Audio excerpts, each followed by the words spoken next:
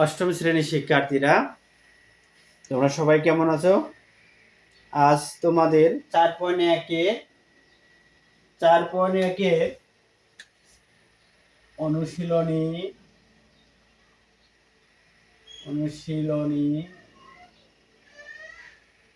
অনুশীলনী 4.1 বর্গ নির্ণয় নিয়ে আলোচনা করব, ট এবং ঠ। তো দেখো, যদি এই ধরনের অঙ্ক আসে সংখ্যা, তাহলে 108, তাহলে আমরা এটা কি করব? বর্গ করব। তাহলে এখন আমরা 108টাকে যোগ অথবা বিয়োগ দিয়ে লিখব। যেহেতু আমাদের সূত্র যদি আমরা ফেলি, দেখো, যদি a plus b whole square হয়, তাহলে a square plus 2ab plus b square. আবার যদি a মাইনাস b হয়, তাহলে সূত্র হলো a square minus 2ab plus b square.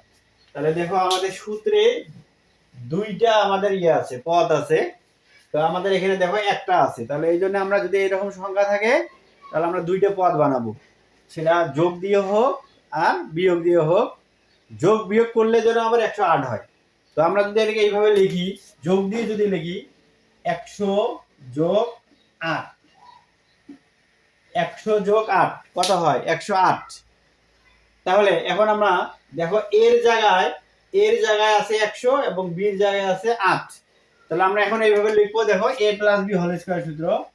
তাহলে এর জায়গায় 100, তার উপরে whole square plus 2 into a হলো 100 ইনটু b হলো 8 প্লাস b হলো 8, তার উপরে হোল স্কয়ার।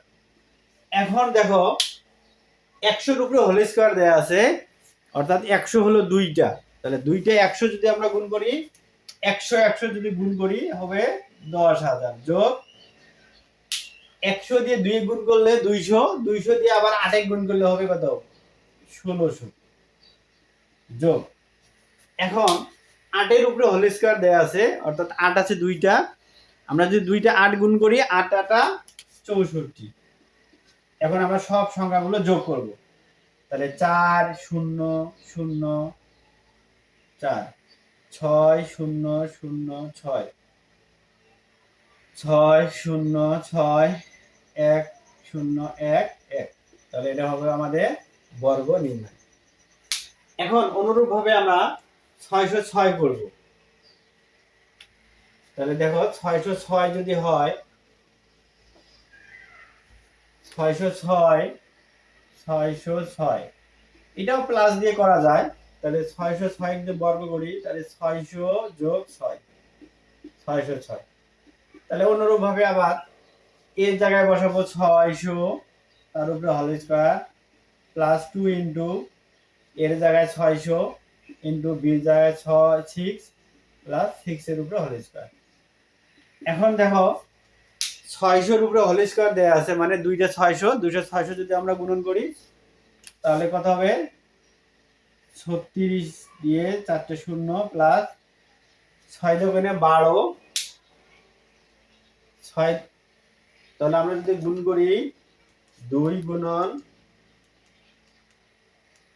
600 গুণন 2 গুণন 6 গুণ করলে হবে 7200, যোগ 2 রে 6 যদি আমরা গুণ করি, 6 6 36।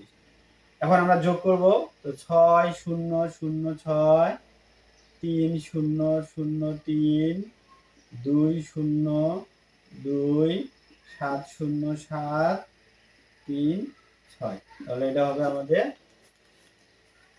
606 এর বর্গ। তাহলে আজ এই পর্যন্তই। ধন্যবাদ সবাইকে।